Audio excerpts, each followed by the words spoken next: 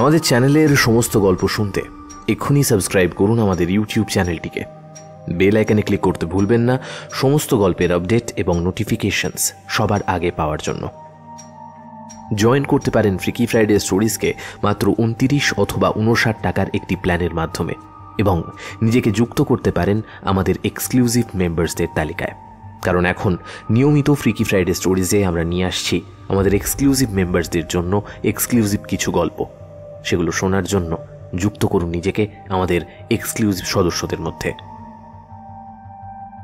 নমস্কার, আমি সায়ন্তন, আপনি শুনছেন ফ্রিকি ফ্রাইডে স্টোরিজ। আজ ফ্রিকি ফ্রাইডে স্টোরিজে আপনার জন্য রয়েছে সুলেখক সৌম্য মুখার্জির কলম থেকে একটি ভিন্ন স্বাদের ভয়ের গল্প, রাত্রি শেষের তারা। আজকের গল্প পাঠ ও গল্পের সূত্রধার আমি সায়ন্তন। শুনতে থাকুন ফ্রিকি ফ্রাইডে স্টোরিজের আজকের বিশেষ নিবেদন, লেখক সৌম্য মুখার্জির কলম থেকে রাত্রি শেষের তারা।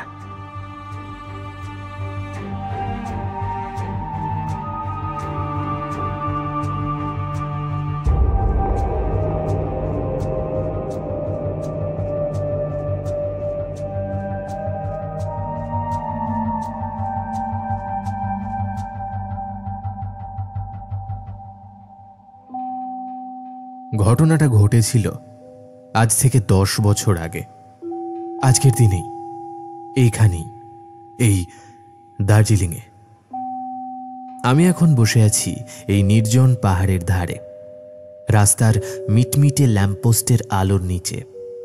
দেখছি আকাশের উজ্জ্বল নক্ষত্র রাশিকে। খুঁজতে চাইছি আমার জীবন থেকে হারিয়ে যাওয়া সেই ধ্রুবতারাকে। আজকে ঘটনাটার কথা খুব বেশি করে মনে পড়ছে। না, শুধু যে আজকে তা নয়, এই ঘটনাটা আমার মনে পড়ে প্রতিদিন, প্রত্যেক মুহূর্তে, আর হয়তো মনেও থাকবে যতদিন না আমি মৃত্যুশয্যায় শেষ নিঃশ্বাস ত্যাগ করছি।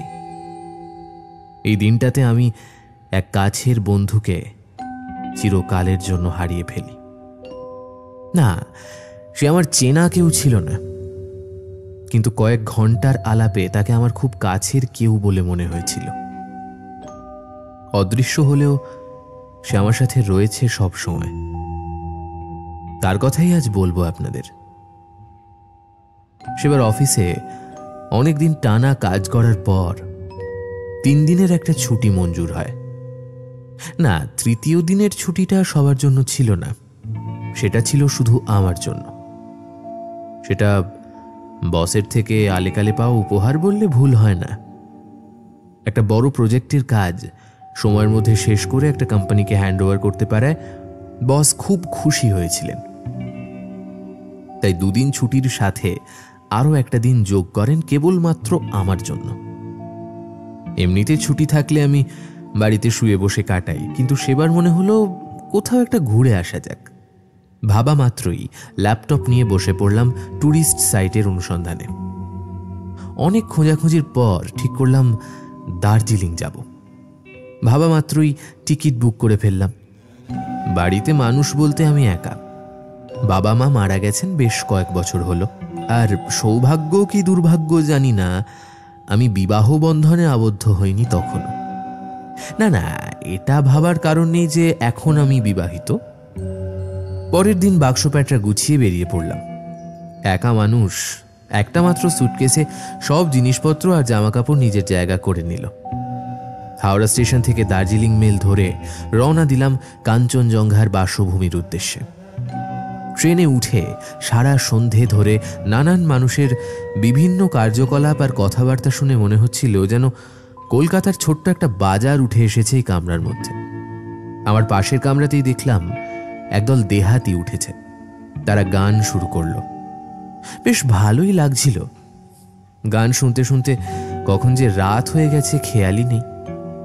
ওদিকে খুব ভোরে নিউ জলপাইগুড়ি পৌঁছবে ট্রেন, তাই তাড়াতাড়ি উঠে খাওয়া দাওয়া সব সেরে বিছানা নিলাম। ট্রেনে আমার ঘুম ভালোই হয়। দোলনার মতো সামনে পেছনে দুলতে দুলতে ঘুমটা খুব তাড়াতাড়ি আসে। আর সেদিনের ক্লান্ত শরীর আর তার সাথে ওই দেহাতিদের গান যেন চোখে ঘুম এনে দিল মুহূর্তের মধ্যে। ট্রেন যখন স্টেশনে থামল তখন ভোর 6টা। ট্রেনের মধ্যেই ঠান্ডা আবহাওয়া অনুভব করতে পেরেছিলাম, কিন্তু ট্রেনের বাইরে এসে সেটা যেন চাদর আবৃত শরীরের মধ্যে শিহরণ দিয়ে গেল। একটা গাড়ি বুক করে যখন পূর্ব নির্ধারিত হোটেলে পৌঁছলাম তখন সকাল হচ্ছে। পাখিদের ডাক শুনতে পাওয়া যাচ্ছে। ধীরে ধীরে জেগে উঠছে দার্জিলিং শৈল শহর। রিসেপশনে এন্ট্রি করে চাবি নিয়ে রওনা দিলাম ফার্স্ট ফ্লোরে। ওখানেই আমার ঘর। হোটেলের ঘরে গিয়ে জানলা খুলতেই অসাধারণ এক দৃশ্য ভেসে উঠল চোখের সামনে। প্রাচীর সম কাঞ্চনজঙ্ঘা দাঁড়িয়ে রয়েছে তার বিশাল বপু নিয়ে। সূর্যের সোনালি আলো তার মস্তকের তুষারকণায় প্রতিফলিত হয়ে চারিদিকে ছড়িয়ে পড়ছে, পরিবেশকে করে তুলছে আরও আলোকময়। আমি বেশ খানিকক্ষণ অপলক দৃষ্টিতে তাকিয়ে থেকে মুগ্ধতার ঘোর কাটিয়ে ফ্রেশ হতে গেলাম। ফ্রেশ হয়ে চেঞ্জ করে নিচে গেলাম। দেখলাম ব্রেকফাস্ট রাখা রয়েছে ভেলভেটের কাপড়ে সুসজ্জিত টেবিলে। পাশে হাসি মুখে দাঁড়িয়ে আছে লেকু শেরপা। আমাকে দেখে সাদরে অভ্যর্থনা জানিয়ে বলল, good morning sir, hotel snow white में आपका स्वागत है सर। देखें, आपके लिए जो बंदोबस्त किया है वो काफ़ी है तो या कुछ और चाहिए? আমি সুপ্রভাত জানিয়ে দেখলাম টেবিলে যা সাজানো আছে তাতে আমার সকাল কেন, গোটা দিন না খেয়ে চলে যাবে। আমি বললাম, আরে না না, যা আছে তাতেই হয়ে যাবে, আমার আর কিছু দরকার নেই। অনেক দিন ব্যবসা করার কারণেই হয়তো লেকু আমার ভাষা বুঝতে পারল। সে ঘাড় নেড়ে হিন্দি বাংলা মিশিয়ে বলল, ओके सर, आपका नाश्ता कर लीजिए, हम ही गিয়ে আপনার গাড়ি ঠিক করে দিচ্ছি। লেকু চলে গেলে আমি খেতে শুরু করলাম। খাওয়া শেষ করে বাইরে গিয়ে দেখি একটা জাইলো গাড়ি দাঁড়িয়ে রয়েছে। আমি গিয়ে চেপে বসলে ড্রাইভার স্টার্ট দিল গাড়িতে।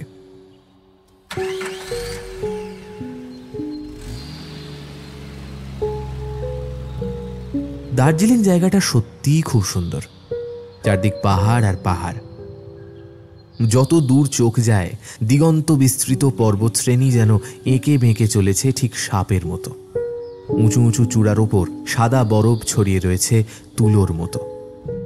দেখে মনে হয় কেউ যেন সাদা তরল রং ঢেলে দিয়ে গেছে এই কিছুক্ষণ আগে।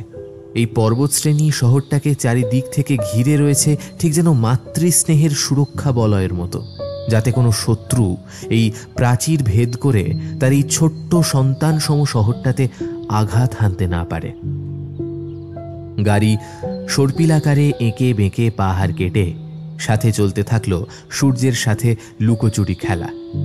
কখনো সে আমাদের ধরে, কখনো আমরা লুকিয়ে পড়ি বিশাল পাথরের দেওয়ালের আড়ালে। এই লুকোচুরির মধ্যে দিয়ে আমরা উঠতে থাকি আরও উঁচুতে। এদিকে আবহাওয়া একটু বেশি শীতল। উচ্চতা বাড়ার সাথে সাথে বদলাতে থাকে চারপাশের দৃশ্যপট। এখানে সূর্যের আলো পৌঁছলেও তা খুব ক্ষীণ। সেজন্যই হয়তো শেষ তুষারপাতের চিহ্নস্বরূপ পাইন গাছের মাথায় রয়ে গেছে তুষারকণাগুলো। সূর্যের ক্ষীণ আলোয় সেগুলো চকচক করছে শানিত তরোয়ালের অগ্রভাগের মতো। কিছুদিন পর হয়তো উত্তাপের স্পর্শে তারাও গলে ঝরে পড়বে তাদের অন্যান্য বন্ধুর মতো, যারা ইতিমধ্যে ঝরে গিয়েছে গাছের পদতলে। তারাই হয়তো আবার প্রকৃতির নিয়মে জলচক্রে প্রবেশ করে আবার তুষারকণায় পরিণত হয়ে আশ্রয় নেবে এই পাইন গাছের চূড়ায়। এইসব 7-5 ভাবতে ভাবতে পৌঁছলাম একটা ভিউ পয়েন্টে। ড্রাইভারের ডাকে আমার হুঁশ ফিরল। আমি দরজা খুলে বাইরে নামলাম, আর নামতেই গোটা শরীর যেন কেঁপে উঠল একবার। ঠান্ডা হাওয়ার স্রোত গায়ে এসে লাগতেই মনে হলো যেন এক্ষুনি জমে বরফ হয়ে যাব। অজান্তেই হাতটা চলে গেল ওভারকোটের চেনে। সেটাকে তুলে নিলাম একদম গলা অবধি। পকেট থেকে ক্যামেরাটা বের করে ছবি তুলতে যাব এমন সময় আমি সামনের দিকে তাকিয়ে অভিভূত হয়ে গেলাম। যে স্বর্গীয় দৃশ্য আমার সামনে রয়েছে তাকে মুখে বর্ণনা করা অসম্ভব। উঁচু উঁচু পাইন গাছের মাথাগুলো আর নিজেদের দৈর্ঘ্য বৃদ্ধি করতে না পেরে এখানে ঠিক আমার পায়ের সামনে খাদের কাছে এসে থেমে গেছে। সবুজ ডুব পাহাড়ের মতো তারা মাথা তুলে দাঁড়িয়ে রয়েছে। ধাপে ধাপে নেমে গেছে সেই গাছের শ্রেণী। প্রকৃতি তার রং তুলি নিয়ে এক মাস্টারপিস এঁকে দিয়েছে। দূরের পাহাড় শৃঙ্গের ওপারে সূর্যের অস্তিত্ব বোঝা যায় কমলা বর্ণের এক আলোক ছটার বিস্তৃতি দেখে। কুয়াশা আছে, তবে তা খুব ঘন নয়। চারপাশের এই মনোরম দৃশ্য সে ঢেকে ফেলতে পারেনি তার অভেদ্য চাদরের আবরণে। আমি এক দৃষ্টে চেয়ে রইলাম সেদিকে। বেশ কিছুক্ষণ এইভাবে দাঁড়িয়ে থাকার পর কয়েকটা অপরিচিত কণ্ঠস্বর শুনে আমার ঘোর কাটল। দেখলাম বেশ কয়েকজন ভদ্রলোক আর ভদ্র মহিলা নিজেদের মধ্যে কথা বলছেন। কিছুক্ষণ শুনে বুঝলাম তারা এই পাহাড়ের অপরূপ সৌন্দর্য শোভায় যে মুগ্ধ হয়েছেন সে কথাই তারা বারবার বলছেন। বেশ কিছুটা দূরে আরও কয়েকটা ব্যাচেলার ছেলের দল দেখলাম ক্যামেরা বের করে খুব ছবি তুলছে। সেলফি আর পোজ দিয়ে ছবি তোলার একটা সুযোগও যেন ছাড়তে চাইছে না তারা। অস্বাভাবিক কিছু নয় এটা। এই মুহূর্ত সকলেই চায় ক্যামেরা বন্দি করতে। আমিও নিজের ক্যামেরা বের করে দু একটা ছবি তুলে গাড়ির দিকে হাঁটা লাগালাম। যেতে যেতে শুনতে পেলাম সেই ভদ্রমহিলারা বলাবলি করছেন কোনো একটা অ্যাক্সিডেন্টের কথা নিয়ে। কোনো গাড়ি হয়তো পাহাড়ের খাদে পড়ে গেছে, আর আসার সময় হয়তো সেটা দেখে এসেছেন তারা। নিজেদের মধ্যে বেচারা বেচারি বলে শোক পালন করছেন তারা। আমি গাড়ির কাছে পৌঁছে দেখি ড্রাইভারের খাওয়া হয়ে গেছে। সে আপন মনে নিজের গাড়ি মোছামুছি করছে। আমি হিন্দিতে দোকানের মালিককে একটা চা আর দুটো বিস্কুটের অর্ডার দিয়ে বসলাম পাশের বেঞ্চে। এক চায় আর 2 বিস্কিট। দেখলাম আরও একজন লোক পাশে বসে আছেন আর একটা বেশ জনপ্রিয় বাংলা সংবাদপত্র পড়ছেন। সেটা দেখেই অনুমান করলাম যে তিনি বাঙালি। দেখলাম তিনি একদম শেষের পাতার খেলার খবরে চোখ বোলাচ্ছেন। আমি খেলা নিয়ে অতটা উৎসাহী না হলেও একটু আলাপ জমানোর জন্যই বললাম, দূর, কালকে ইন্ডিয়া যা বাজেভাবে হারলো তাতে আর খেলার খবর দেখতে মন চায় না। কি বলেন? আজকে সকালে হোটেল থেকে বেরোনোর সময় খবরে দেখাচ্ছিল, দেখেছিলাম যে ইন্ডিয়া কাল 2 উইকেটে হারান হেরেছে। তা না হলে খেলা আর আমি প্রায় শতহস্ত দূরে থাকি।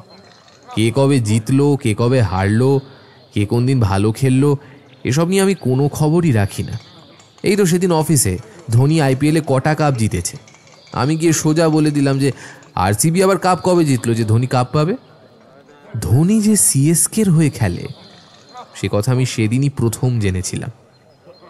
লোকটা দেখলাম বেশ কিছুক্ষণ চুপ করে রইলেন। আমি ভাবলাম চটে গেলেন নাকি, হয়তো ক্রিকেটের খুব বড় ভক্ত।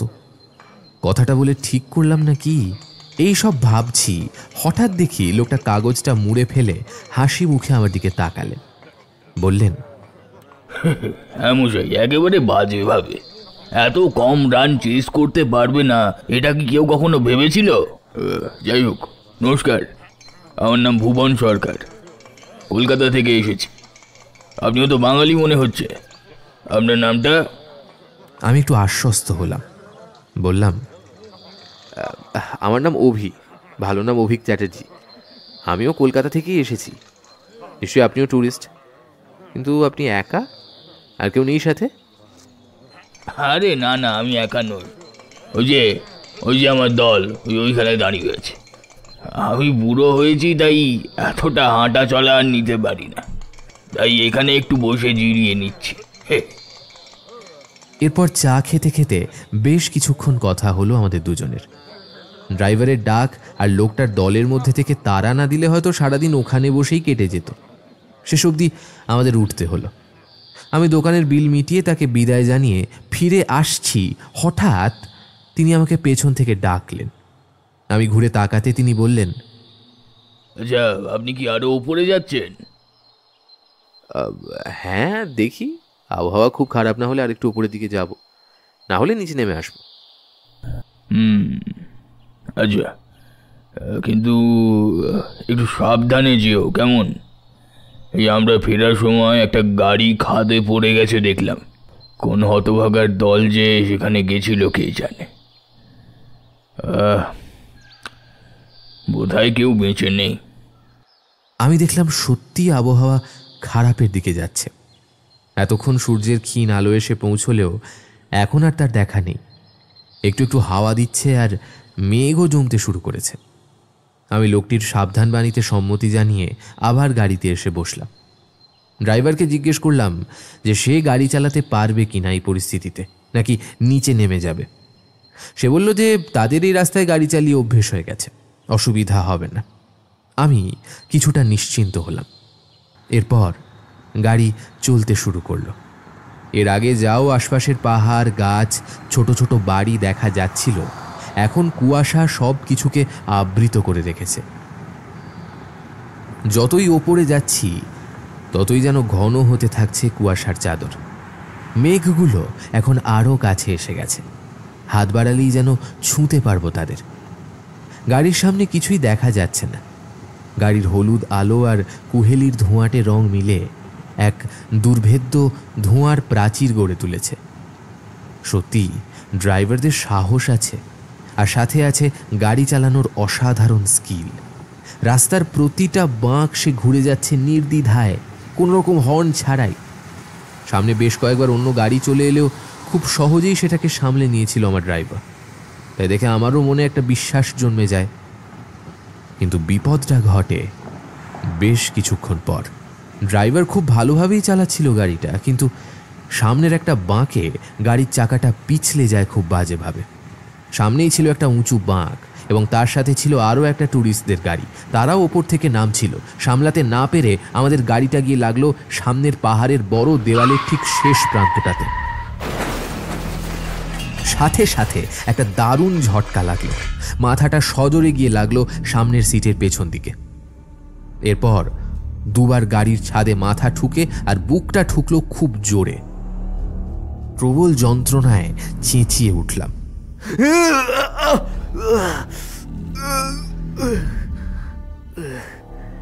একটা দারুণ জোরে দুটো ধাতব বস্তুর সংঘাতের শব্দ পেলাম। বুঝলাম গাড়িটা রাস্তার ধারের ব্যারিকেড টপকে গিয়ে পড়েছে খাদে। আমি বুঝে গেছি সব শেষ, আর কিছু করার নেই, মৃত্যু অনিবার্য। বেশ কিছুক্ষণ শরীরটা খুব হালকা অনুভব করলাম। তারপর দারুণ একটা ঝটকা লাগলো মাথার পেছনে। চোখের সামনে অন্ধকার নেমে এলো আমার। চোখ যখন খুলল তখন দেখলাম শরীরের বহু জায়গায় আঘাত লেগেছে। মাথা থেকে রক্ত পড়ছে, হাত পায়ে অসম্ভব যন্ত্রণা হচ্ছে। চারদিকে তাকিয়ে নিজেকে আবিষ্কার করলাম পাতা আর পাথরের ওপর শুয়ে আছি। পিঠে দারুণ চোট লেগেছে। একটু কষ্ট করে উঠে বসার চেষ্টা করতে গেলাম, কিন্তু অসম্ভব যন্ত্রণায় তীব্র স্বরে আর্তনাদ করে উঠলাম।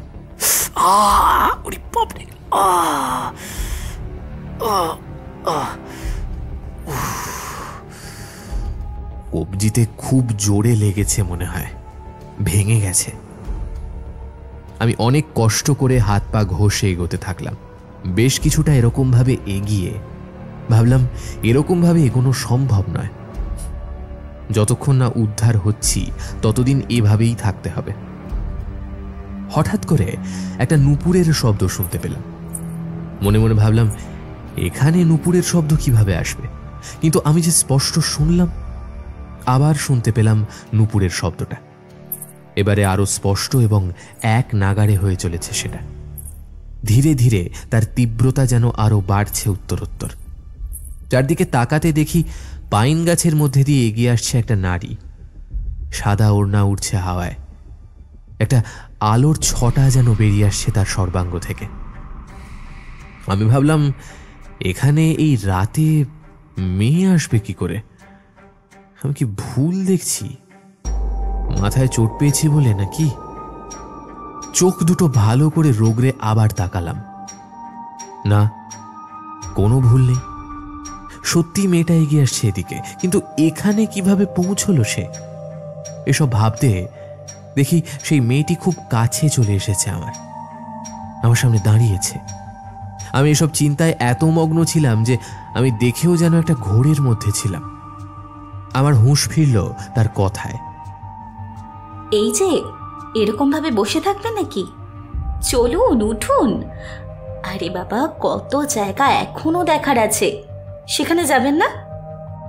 আমি প্রথমবারের জন্য খুব কাছ থেকে তাকে দেখলাম। লম্বা গরম, গায়ের রং একদম দুধ সাদা, মুখখানা গোল চাঁদের মতো। মাথা থেকে নেমে আসা কালো ঘন চুল ঘাড়ের দুপাশে ছড়িয়ে রয়েছে বুক পর্যন্ত। ডাগর ডাগর সেই চোখে কাজলের কালো রেখা যেন মোহময় এক দৃষ্টির অধিকারী। আমি একটু হতচকিত হয়ে আমতা আমতা করে বললাম, আপনি আপনি কে? আর এত ঘন জঙ্গলে কি করছেন? আর এলেনই বা কেমন করে এখানে? মেয়েটা হেসে উঠল খিলখিল করে। ওহ, সে কি হাসি! এখনো সেই শব্দ কানে বাজে, যেন অবাধ গতিতে নেমে আসা পাহাড়ি ঝর্ণার কুলুকুলু শব্দে বয়ে চলা জলরাশির বিজয় উল্লাস। যেন পাথুরে রুক্ষ জমির বাধা কাটিয়ে এগিয়ে চলার মধ্যেই তার আনন্দ, তার জয়। হাসি থামিয়ে মেয়েটি বলল,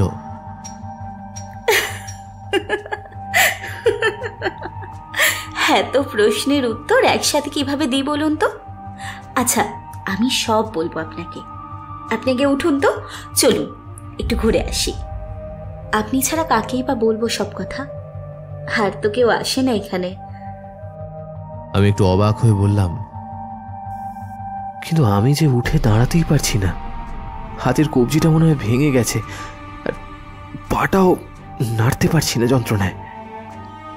সে একই রকম ভাবে হেসে বলল, তাই নাকি? আর একবার চেষ্টা করুন তো দেখি। আমার তো আপনাকে সুস্থ বলেই মনে হচ্ছে। আমি খুব অবাক হয়ে গেলাম। এরপর মাথার কেটে যাওয়া অংশটায় হাত দিয়ে দেখাতে গেলাম যে সেখান থেকে রক্ত বেরোচ্ছে। এই দেখুন কত রক্ত বেরোচ্ছে। হ্যাঁ, কি হলো? এই যে দেখলাম রক্ত বেরোচ্ছে, হাত দিলে প্রচন্ড যন্ত্রণা হচ্ছিল, এখন যে আর কিছুই হচ্ছে না। কিন্তু হাতের কবজি, সেটাও কি ভুল দেখলাম? এই বলে হাতের ওপর চাপ দিয়ে উঠতে গিয়ে আমি স্তম্ভিত হয়ে গেলাম। কোনো ব্যথা নেই। কোথায় সেই হাত ভাঙা কবজি? এতটুকু যন্ত্রণা হচ্ছে না। আমি শুধু যে বিস্মিত হলাম তা নয়, সাথে একটা ভয়ের স্রোত বয়ে গেল আমার সারা শরীর বেয়ে। আমি ভয় ভয়ে জিজ্ঞাসা করলাম, কে? হ্যাঁ, আপনি কে? মেয়েটা আবার হেসে উঠে বলল, আপনি ঘুমিয়েছিলেন, তাই হয়তো স্বপ্ন দেখেছেন। নিন, এবার উঠে পড়ুন তাড়াতাড়ি। আমি ভাবলাম, সত্যি এতটা ভুল দেখলাম? আর স্বপ্ন, সেটা কিভাবে সম্ভব? এত উঁচু থেকে পড়েও কিভাবে কোনো আঘাত ছাড়াই আমি বেঁচে আছি? আমার কিছুতেই বিশ্বাস হচ্ছিল না মেয়েটার কথা। কিন্তু কেন জানি না, মেয়েটাকে অবিশ্বাস করতেও মন চাইছিল না। আমি তার কথা মতো উঠে দাঁড়িয়ে বললাম, এখন কোথায় যাব? হ্যাঁ, এখানে অন্ধকারে কিছুই তো দেখা যাচ্ছে না, আর আমি তো কিছুই চিনি না, সাথে ফোনটাও নেই। এভাবে কি এদিক ওদিক যাওয়াটা ঠিক হবে যদি কোনো বিপদ হয়? না না, কোনো বিপদ নেই। আমি এখানে সব কিছু চিনি। আর আলোর চিন্তা করছেন? এই যে আকাশের চাঁদ, আর এই যে জোনাকির দল, এরা তো আছেই আমাদের পথ দেখানোর জন্য। বললে বিশ্বাস করবেন না, সঙ্গে সঙ্গে হাজারো জোনাকির সবুজ আলো আমি দেখতে পেলাম। আমাদের চারিদিক থেকে ঘিরে তারা যেন উল্লাসে মেতে উঠেছে। কি অপরূপ সে দৃশ্য, আমি বলে বোঝাতে পারবো না। কলকাতা শহরে এই দৃশ্য সত্যি বিরল। ইট কংক্রিটের কৃত্রিম জঙ্গলের মধ্যে এই প্রাকৃতিক জঙ্গলের প্রকৃতির নিজস্ব সৃষ্টির বর্ণময় আলোক যে দেখা যাবে না, এটাই স্বাভাবিক। মেয়েটা এগিয়ে চলল সামনের দিকে, আমিও সম্মোহিতের মতো চললাম তার পিছু পিছু। আমরা দুজনে হেঁটে চললাম ঘন অরণ্যের মধ্যে উঁচু নিচু পাথুরে জমির ওপর দিয়ে। আকাশে তখন মেঘ জমতে শুরু করেছে। চাঁদের আলো ধীরে ধীরে ঢেকে যাচ্ছে কালো মেঘের আড়ালে। আবারও সেই কালো অন্ধকার নেমে আসছে বারবার চারিদিকে। কিন্তু জোনাকিদের আলোয় পথটা খুব পরিষ্কার না দেখতে পেলেও কষ্ট করে পথ চলে যাওয়া যায়, সেই দেখেই আমি হাঁটতে থাকলাম। সামনের মানুষটাকে আমি স্পষ্ট দেখতে পাচ্ছি এই অন্ধকারেও। যেন এক আলোর ছটা বেরিয়ে আসছে তার সর্বাঙ্গ থেকে। যতবারই সেই গাড়ি উল্টে যাওয়ার ঘটনাটা মনে পড়ছে, ততবারই কোনো এক অলৌকিক শক্তির উপস্থিতি সম্পর্কে আমার বিশ্বাস আরো জোরালো হচ্ছে। আমার মন বারবার প্রশ্ন করছে, কে এই মেয়ে, কি তার পরিচয়? কিছুটা আন্দাজ করে কোনো একটা অলৌকিক উপায়ে মেয়েটা যেন বলে উঠল, আরে অত ভয় পাবেন না, আমি তো বাঘ ভাল্লুক নই যে আপনাকে মেরে খেয়ে নেব। দিব্যি 2 পা 2 হাত নিয়ে হেঁটে যাচ্ছি, তাও যে কেন এত সন্দেহ আপনার? আমি একটু অপ্রস্তুত হয়ে পড়লাম। নিজেকে সামলে নিয়ে বললাম, না না না না, ভয় কিসের? মানে আপনার পরিচয়টা জানলে সুবিধা হতো, এই আর কি। মেয়েটা বেশ কিছুক্ষণ চুপ থেকে বলল, আমার নাম তারা, উত্তর কলকাতা ঠাকুরিয়াতে বাড়ি। এখানে এসেছিলাম ঘুরতে। আপনিও তো মনে হয় বেড়াতেই এসেছেন তো নাকি? কথা শুনে তো বাঙালি বলেই মনে হচ্ছে। আমি এবার একটু আশ্বস্ত হলাম। বললাম, হ্যাঁ হ্যাঁ, আমিও বেড়াতেই এসেছি, 3 দিনের ট্যুর। আর আপনি নর্থ কলকাতার, আমিও তো নর্থ কলকাতারই, শ্যামবাজার। তা আপনি এই খাদের গভীরে কিভাবে এলেন? আর এই এত রাতে একা একা করছেনই বা কি? হ্যাঁ, আপনার কি ভয় ডর বলে কিছু নেই? মেয়েটা আবার হেসে উঠল। হাসতে হাসতে বলল,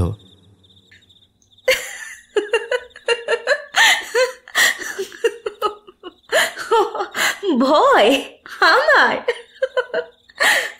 ভয় পাওয়ার মতো এখানে কি আছে আপনি বলুন?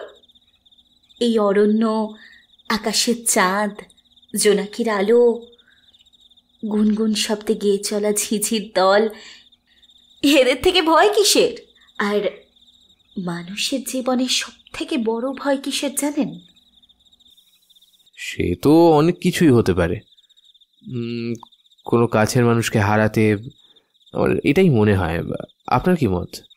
কাছের মানুষকে তো আপনি যে কোনোভাবে হারাতে পারেন। কোনো আকস্মিক দুর্ঘটনাতেও হতে পারে, আবার কোনো অসুখে। তখন তো আপনার ভয় করার কোনো সুযোগই থাকবে না।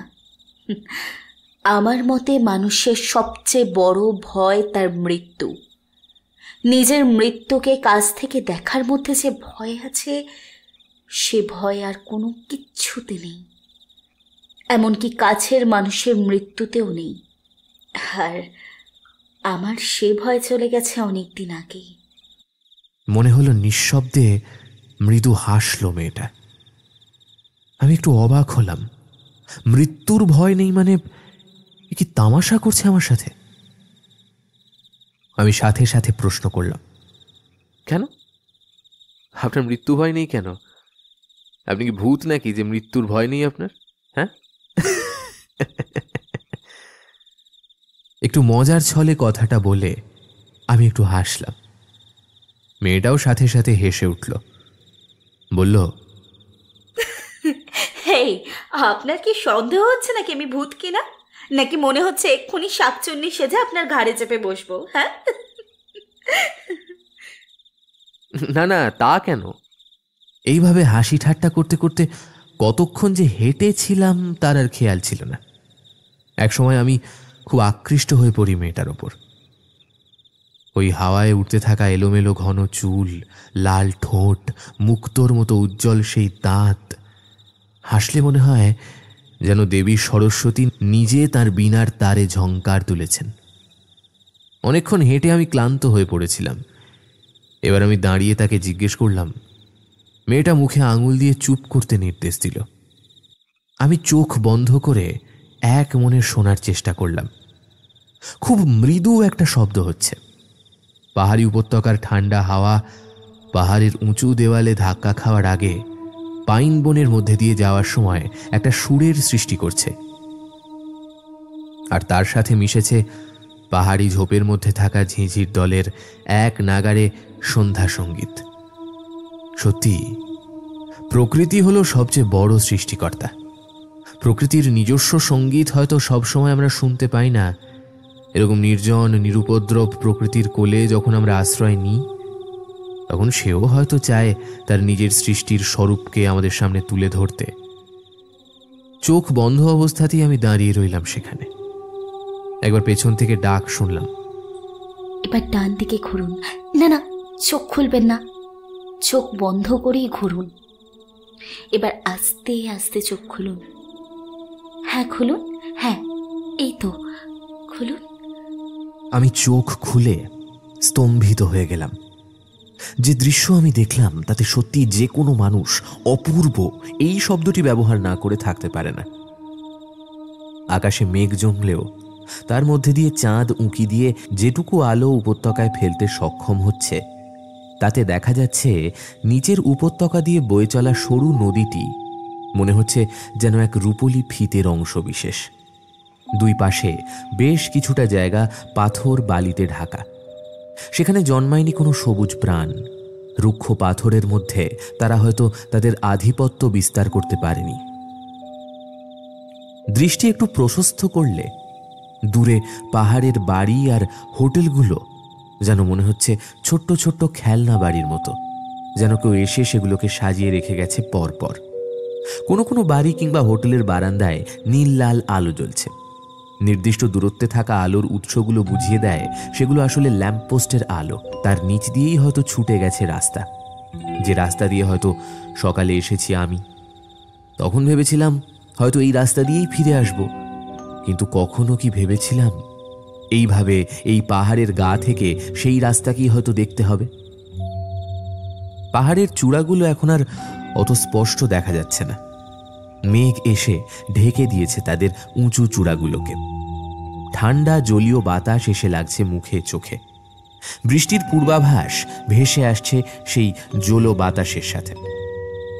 কলকাতা শহরে কত কিছুই না দেখেছি এতকাল ধরে, ভিক্টোরিয়া থেকে শুরু করে প্রিন্সেপ ঘাট, রবীন্দ্র সদন থেকে সরোবর, কিন্তু এই প্রাকৃতিক সৌন্দর্য যেন কোনো জায়গাতেই নেই। আমি ঘুরে দাঁড়িয়ে তারার দিকে তাকালাম, বললাম, সত্যি কি সুন্দর না?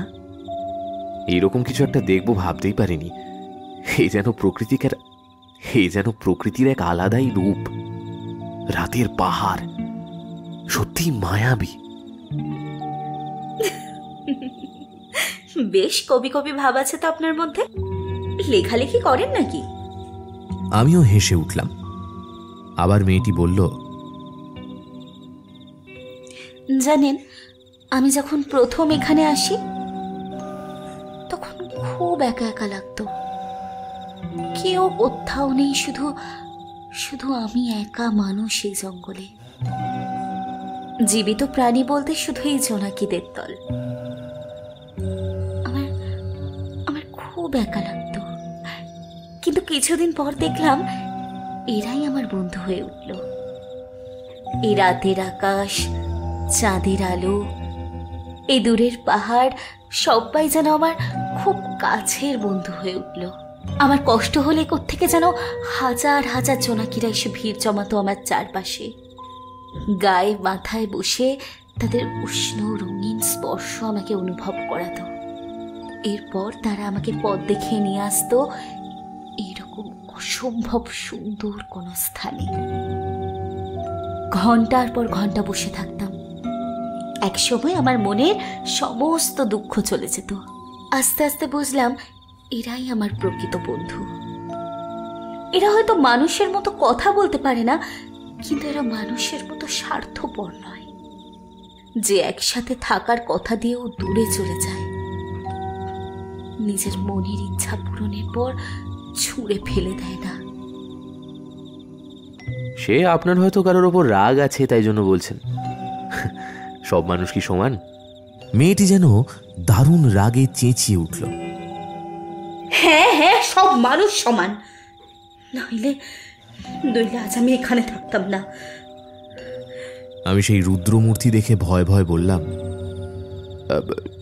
মানে কিছু যদি মনে না করেন, আপনি কিভাবে এখানে এলেন একটু বলবেন?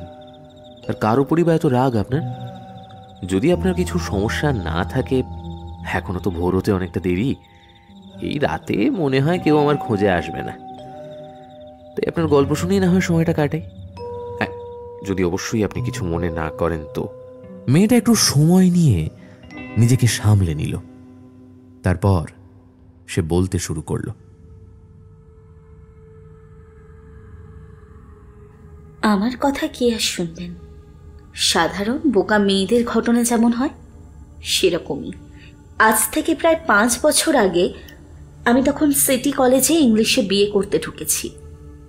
সেই বছরেই ফার্স্ট ইয়ার।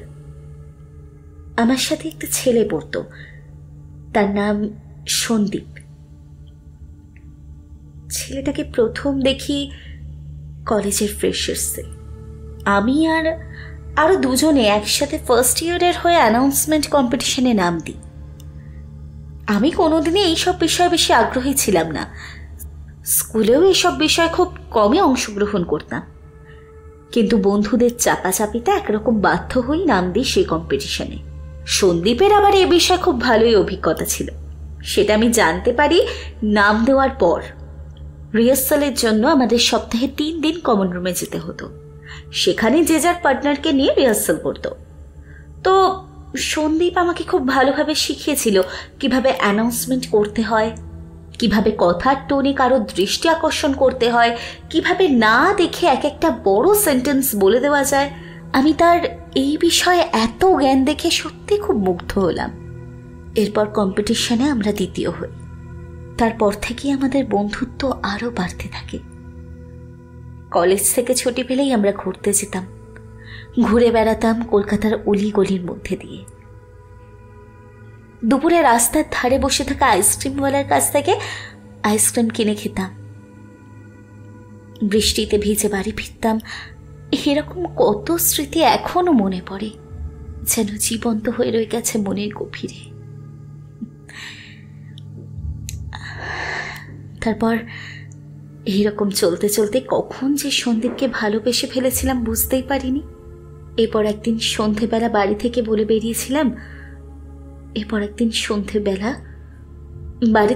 বেরিয়েছিলাম বন্ধুর বাড়ি পার্টি আছে বলে। সন্দীপ ফোন করে বলেছিল সেদিন নাকি তার সাথে দেখা করতেই হবে, কি একটা যেন খুব জরুরি কথা বলার আছে। আমি তার কথা মতোই পৌঁছই সন্ধেবেলা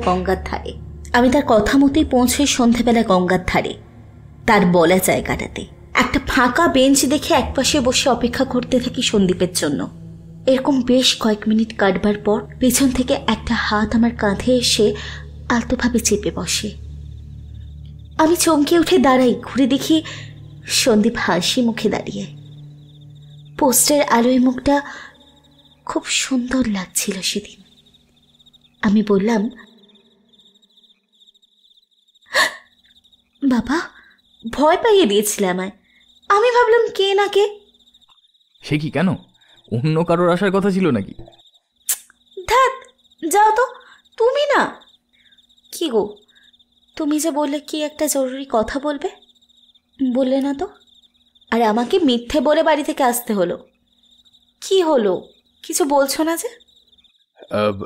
না না, তেমন কিছু নয় আর কি। ওই তোমায় দেখতে ইচ্ছে করছিল আসলে। ওই এতদিন তো কলেজ ছুটি, তাই। আমি বুঝতে পারলাম কিছু একটা বলতে চায় সন্দীপ। আমি বেশি জোর করলাম না। কিছুক্ষণ কথা বলে উঠে পড়লাম বাড়ি যাওয়ার জন্য। সন্দীপ বলে উঠল, কি গো, উঠছো নাকি? যা, এই তো এলে। এই তো 3 ঘন্টা হয়ে গেছে, আর তুমি তো কিছু বললেই না। আর কি করতেই বা বসে থাকবো? কিভাবে বলবো ঠিক বুঝতে পারছি না। যা হবে হোক গিয়ে, বলেই ফেলি। এই বলে সে হাঁটু মুড়ে চোখ বুজে একটা গোলাপ বের করে আনলো আমার সামনে, আর আমার সামনে ধরে চোখ বুজেই বলল, তারা, বলছি আই লাভ ইউ। আমি লজ্জা পেয়ে গোলাপটা নিয়ে ছুট দিলাম। সন্দীপ পেছন থেকে ডাকতে থাকলো, এই, আরে আরে শোনো তারা, আরে আরে উত্তরটা দিয়ে যাও তারা। আমি কোনো কথা না বলে ছুটতে ছুটতে বাড়ি পৌঁছলাম। তারপর থেকে আমাদের সম্পর্ক বন্ধুত্বর থেকেও আরো বেশি গভীর ও ঘনিষ্ঠ হয়ে উঠল। কলেজ থেকে পাশ করে বেরোনোর পর আমি আর সন্দীপ আমাদের সম্পর্কের কথা বলি। বাড়ি থেকে খুব একটা বাধা দেয়নি, সহজেই আমাদের সম্পর্কটা বিয়ের দিকে এগোয়। সন্দীপের মা বাবা খুব ভালো ছিলেন, আমাকে খুব ভালোবাসতেন। কিন্তু কিন্তু কিছুদিন পর বুঝতে পারি মুখোশের আড়ালে মুখগুলো চিনতে আমার কতটা ভুল হয়েছিল।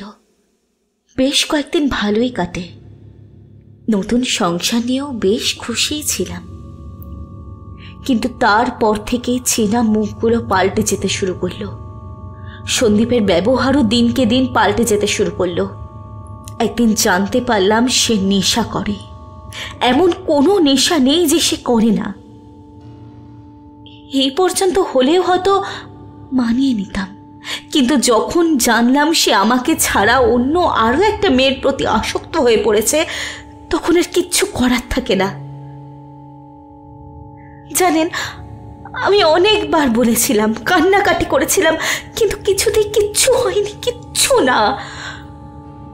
বাধ্য হয়ে সন্দীপের মাকে বলি, কিন্তু ফল হলো বিপরীত। আমার কথা তো তিনি মানতে চাননি, বরং উল্টে আমার ওপর অত্যাচার শুরু করেন। শ্বশুরমশাইও কোনো কথা শোনেননি, পিছনে পিছনে বউ ছেলেকে সাপোর্ট করতেন। এই ক্ষেত্রে দিন দিন অত্যাচারের প্রকোপ আরো বাড়তে থাকলো। প্রথমে মুখের কথাতেই চলছিল, এরপর হাত উঠতে শুরু করলো। শুরু হলো বেল্ট দিয়ে মার, গরম খুন্তি ছেঁকা দেওয়া। এইসব আমি আর সহ্য করতে না পেরে বাধ্য হয়ে আমার মা বাবাকে জানাই। আমি বলেছিলাম ডিভোর্সের জন্য, কিন্তু মা বাবা বললেন এদের বিরুদ্ধে পুলিশ কেস করা উচিত, আর তাই করেছিলাম। সেই কেস কোর্টে ওঠে। সেখানে আমার কাছে ক্ষমা চাইতে বাধ্য হয় সন্দীপ আর তার পরিবার। কিন্তু তারা কখনোই নিজেদের ভুল স্বীকার করে ক্ষমা চায়নি। চেয়েছিল কোর্টের সামনে জজ সাহেবের কথায় আইনের হাত থেকে রক্ষা পেতে। এরপর আবার আমি ফিরে যাই ওদের বাড়ি। এরপর আমার উপর অত্যাচার না হলেও খারাপ ব্যবহার চলতে থাকে। আমি বুঝতে পারতাম যে এরা চায় না আমি কোনোভাবে এ বাড়িতে থাকি, কিন্তু আমার সাথে যে ঘটনা ঘটাবার কথা তারা ভাবছিল, আমি স্বপ্নেও ভাবিনি সে কথা। এরপর একদিন ঠিক হয় আমি, সন্দীপ, ওর বাবা আর মা মিলে দার্জিলিং বেড়াতে আসব। সেই মতো আশাও হলো এখানে। সন্দীপ এখানে আসার পর থেকে যেন পাল্টে গেল। আমায় অনেকবার আড়ালে ডেকে নিয়ে গিয়ে ক্ষমা চেয়েছিল। আমি সত্যি তাকে খুব ভালোবাসতাম, তাই হয়তো তাকে ফেরাতে পারিনি। আমিও বিশ্বাস করে নিয়েছিলাম তাকে। এরপর দুদিন খুব ভালোভাবে কাটলো এই পাহাড় আর উপত্যকার সৌন্দর্য দেখে। কিন্তু তখন কি ভেবেছিলাম এই প্রকৃতির কোলেই হয়তো আমার আশ্রয় নিতে হবে কিছুদিনের মধ্যেই। তৃতীয় দিন সকালে এই রাস্তা ধরে উঠতে শুরু করেছিলাম আমরা অনেক উপরে। এ পাহাড় থেকে ও পাহাড় গাড়ি ছুটে চলেছিল। মেঘ সূর্যের লুকোচুরির মধ্যে দিয়ে আমরা অভিভূত দর্শকের মতো এগিয়ে চলেছিলাম। এক সময় এসে এই অবজারভেটরি হিল পয়েন্টে এসে গাড়ি থামল। সবাই বলল চা খাবে, তাই গাড়ির ড্রাইভারও নেমে এলো গাড়ি থেকে। আমি নামতে যাব তখনই সন্দীপ এসে বলল আমাকে কষ্ট করে নামতে হবে না, সেই আমার চা গাড়িতে দিয়ে যাচ্ছে। আমি আপত্তি না করে গাড়িতেই বসে রইলাম। বেশ কিছুক্ষণ বসার পর হঠাৎ দেখি গাড়িটা নিজে থেকে চলতে শুরু করেছে। আমি খুব ভয় পেয়ে গেলাম। দেখলাম সামনে খাদ, আর একটু এগোলে গাড়ি সমেত আমি সোজাসুজি খাদের মধ্যে পড়ে যাব। আমি আতঙ্কে চিৎকার করতে শুরু করলাম। কেউ এগিয়ে এলো না। শেষ মুহূর্তে দেখেছিলাম সন্দীপ, তার বাবা আর মা, গাড়ির ড্রাইভার একসাথে দাঁড়িয়ে অপেক্ষা করছে কখন গাড়িটি সম্পূর্ণরূপে খাদের মধ্যে হারিয়ে যাবে।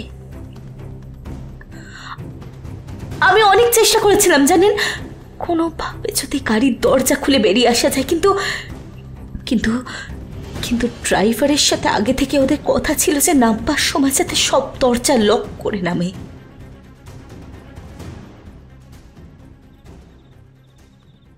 মেয়েটার চোখ দিয়ে যেন কয়েক ফোঁটা জল গড়িয়ে পড়ল তার কোমল গণ্ডদেশ বেয়ে। আমি বুঝতে পারছিলাম না কি বলবো, কি বা সান্ত্বনা হয় এই ঘটনার। মানুষ সত্যি এতটা নিষ্ঠুর হতে পারে? রাগে ক্ষোভে আমার মাথায় যেন আগুন জ্বলছিল। বেশ জোরেই বলে উঠলাম, যদি আমি উদ্ধার হই তবে আমার সাথে তুমিও যাবে সোজা থানায়। এইরকম মানুষদেরকে কঠোর সাজা দেওয়া উচিত। এরা খুন করতে গিয়েছিল তোমায়, ভাগ্যের জোরে তুমি বেঁচে গেছো।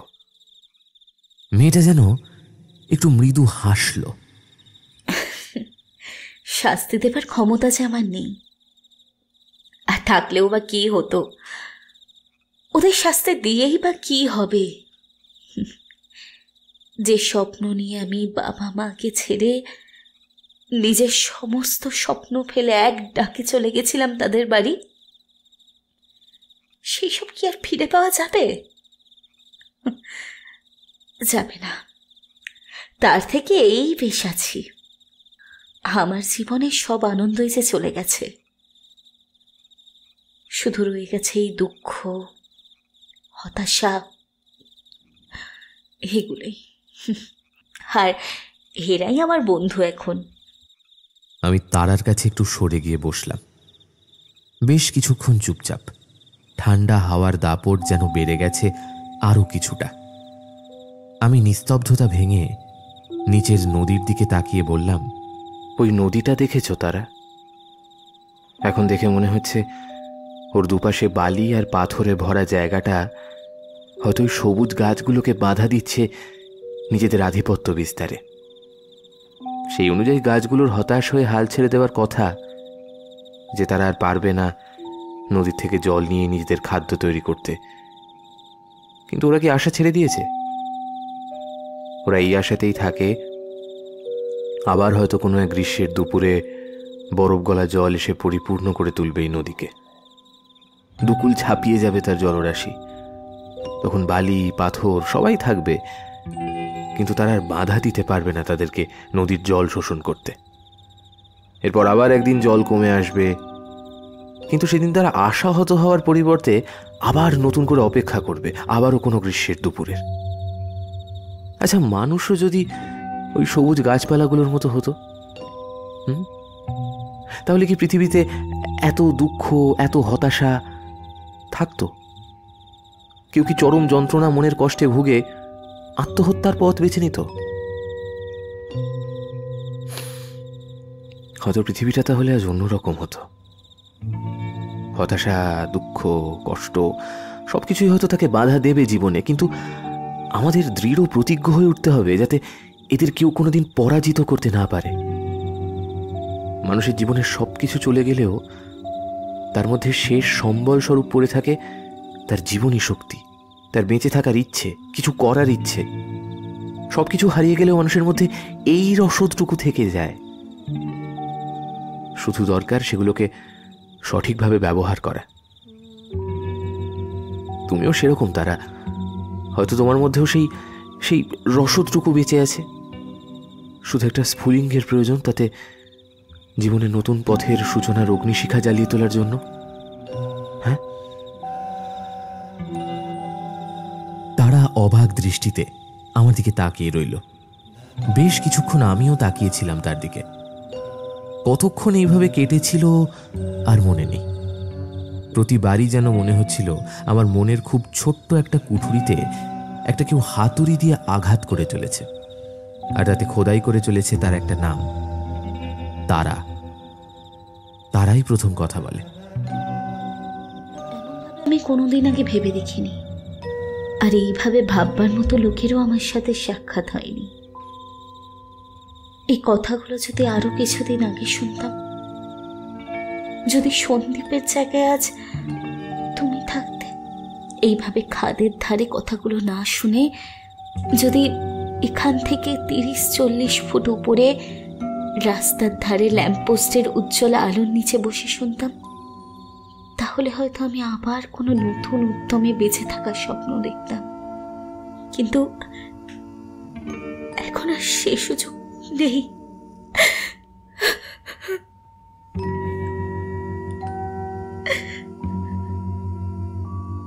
কেন নেই? কেন নেই? নিশ্চয়ই আছে, তুমি চাইলেই হবে। আমরা এখান থেকে বেরোতে পারলে একসাথে নতুনভাবে নিজেদের মতো করে জীবন শুরু করব। কি বলো, পারবে না আমার সাথে বাকি জীবনটা কাটিয়ে দিতে? পারবে না? তারা অঝরে কাঁদতে শুরু করল। কোনো শব্দ নেই সেই কান্নার, শুধু দুই চোখ বেয়ে নেমে আসছে শত সহস্র জলের বিন্দু। অক্ষিকোটরের থেকে উৎপন্ন হয়ে সেই অশ্রুধারা স্রোত বয়ে চলেছে এক অজানা মোহনার উদ্দেশ্যে। আমি তাকে জড়িয়ে ধরলাম। তারাও আমার বুকে মুখ গুঁজে কাঁদতে লাগলো।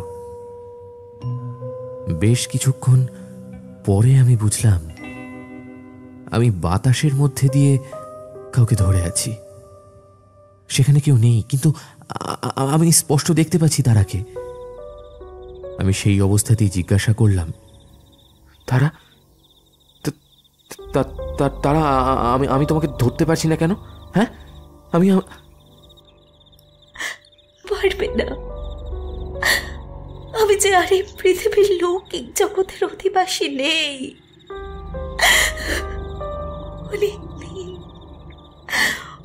অনেকদিন আগেই যে আমার জন্য এই জগতের দ্বার বন্ধ হয়ে গেছে।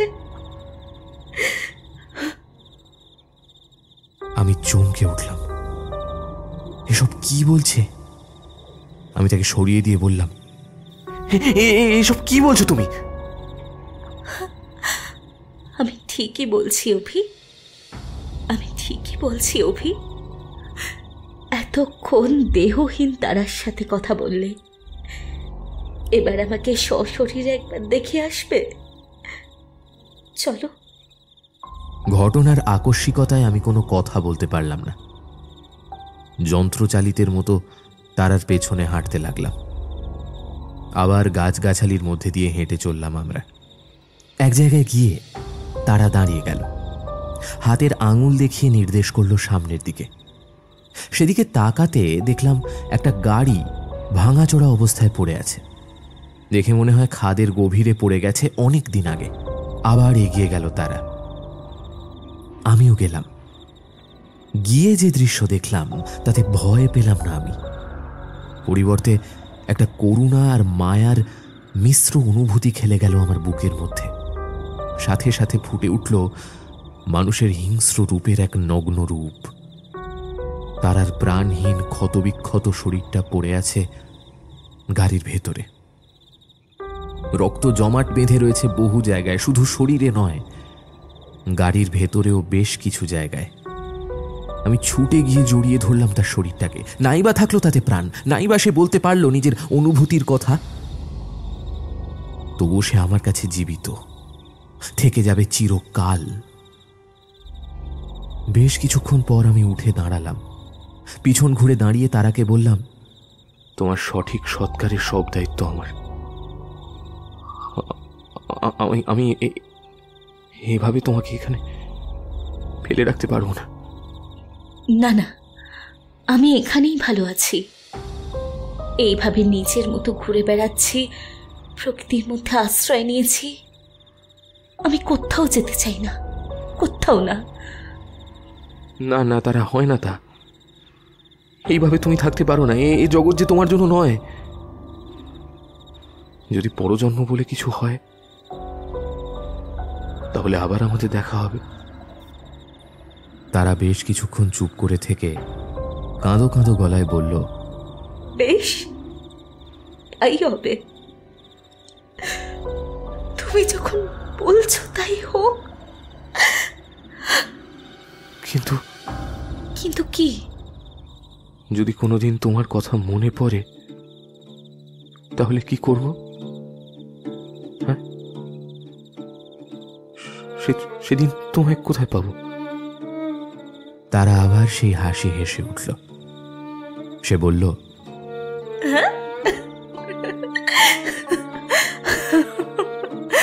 আবার যদি কোনোদিন আমার কথা মনে পড়ে, চলে এসো এখানে। এই রাস্তার উপরে এক মনে ভেবো আমার কথা, সেই রাতের কথা আর ওই তারাটির কথা। ওই যে দূরে দেখা যাচ্ছে রাত্রি শেষের তারা। আমি এদের মধ্যেই বেঁচে থাকবো। আমাকে খুঁজে পাবে তুমি এদের মধ্যেই। বাকি রাতটা আমরা কাটিয়েছিলাম একসাথে। সেই পাহাড়ের গায়ে বসেই দেখেছিলাম অসংখ্য তারার এক অনবদ্য রূপ। ভেবেছিলাম সেই দিনের কথা, যেদিন আমাদের আবার দেখা হবে, হয়তো এরকমই কোনো সন্ধ্যায়, এরকমই কোনো পাহাড়ের দেশে। পূর্ব দিক ফর্সা হওয়ার সাথে সাথে সূচনা হচ্ছিল একটা নতুন ভোরের, যে ভোর সাথে করে আনছিল এক রাশ হতাশা আর বিচ্ছেদের কালো মেঘ। আলোকময় নয় সে ভোর, সেটা ছিল অন্ধকারের। তারা ধীরে ধীরে আমার চোখের সামনে থেকে অদৃশ্য হতে শুরু করলো। আলো বাড়ার সাথে সাথে মিলিয়ে যেতে থাকলো, একসময় সম্পূর্ণরূপে যেন উবে গেল সে। আমি সজল চোখে চেয়ে রইলাম আকাশের দিকে, সেই ক্রমশ ম্লান হয়ে আসা রাত্রি শেষের তারার দিকে। যতদিন বেঁচে থাকবো আর এইভাবে এখানে আসবো, ততদিন এই হাওয়া আমায় মনে করাবে তারার খোলা চুলের কথা। এই জোনাকির দল মনে করাবে তার সেই হাসি মুখটার কথা।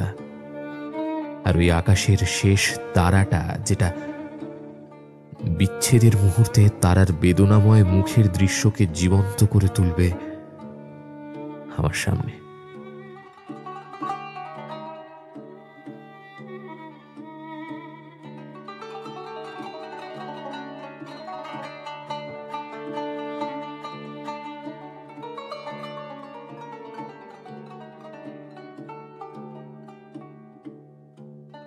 এতক্ষণ আপনি শুনছিলেন রাত্রি শেষের তারা, রচনা সৌম্য মুখার্জি।